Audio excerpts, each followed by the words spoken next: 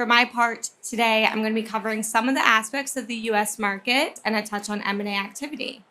As we all know, we're coming off of a couple of tough years for our industry. But like every industry, there's an ebb and a flow.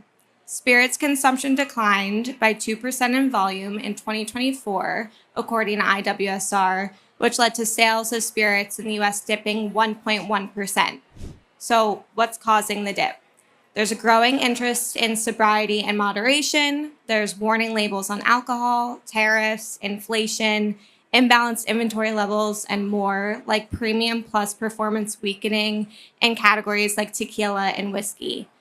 Overall, economic pressures have prompted consumers, specifically younger LDAs, to moderate consumption or downtrade their choices. The increase in moderation is being led by millennials who are more health conscious and selective in their lifestyle choices than previous generations. Distillers, importers, and bar and restaurant owners are all dealing with these complex set of circumstances. But now, I really want to focus on the positives today. According to IWSR, sentiment is starting to improve. The economy and consumer feelings are fighting off the headwinds of moderation and consumer caution. American millennials are willing to go out more as their circumstances start to improve, and certain categories like scotch, liqueurs, sparkling wine are benefiting from this.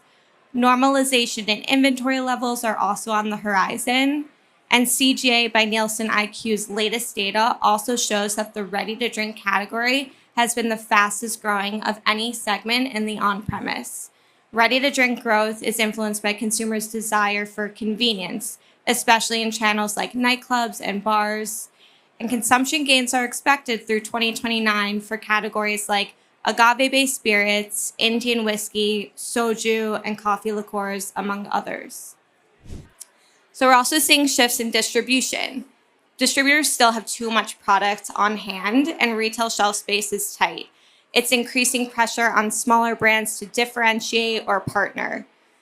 As distributor consolidation continues, the nation's largest distributors are making moves. Southern Glazers acquired Horizon Beverage Group, and Johnson Brothers acquired Arizona, Colorado, Florida, and Texas operations of Maverick Beverage Co. Major spirits brands are moving away from traditional spirits distributors and using beer distributors.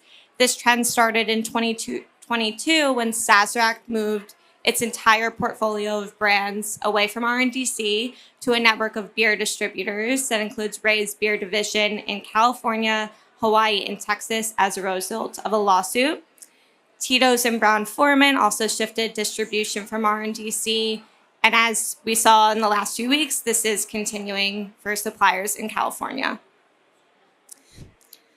So now we're going to look into recent M&A activity because that can tell you a bit more about where the market is and where it's headed based on where people are investing their resources. This came from our very own Park Street University 2024 Alcohol Industry M&A Overview, which we publish yearly. You can scan the QR code there to get a copy of the report. So after a booming set of years between 2020 and 2022, M&A activity has slowed and dynamics have shifted.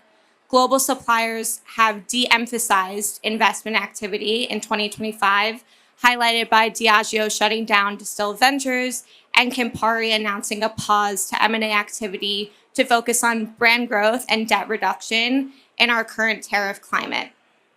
Last year, by our count, the spirits category remained the most active with 30 deals, while beer had 13 and wine had 12 deals. In 2024, large suppliers invested along the lines of consumer trends and high-growth subcategories like agave spirits, non-alcoholic beverages, and even craft beer. Ready-to-drink saw the most activity with 8 investments led by Sazerac's acquisition of BuzzBalls. And the most common types of buyers in the market right now are strategic multinationals. So those global wine and spirits companies that operate primarily within the alcohol space, that's led by Diageo, Gallo, Sazerac, among others. There's also independent buyers and private equity firms. So major brands have also sought to divest core assets to optimize portfolios, while small to mid-sized brands are being acquired or seeking capital. There's divestment and portfolio optimization. Major players like Diageo, Coors, and Gallo divested non-core assets, creating opportunities for smaller companies and outside entrepreneurs. Pernod Ricard led the trend divestment with 3 strategic sales. Constellation Brands sold Svedka Vodka to Sazerac, and Molson Coors focused on portfolio refinement by divesting 4 craft beer brands to Tilray while making investments in tequila and a non-alcoholic energy drink brand.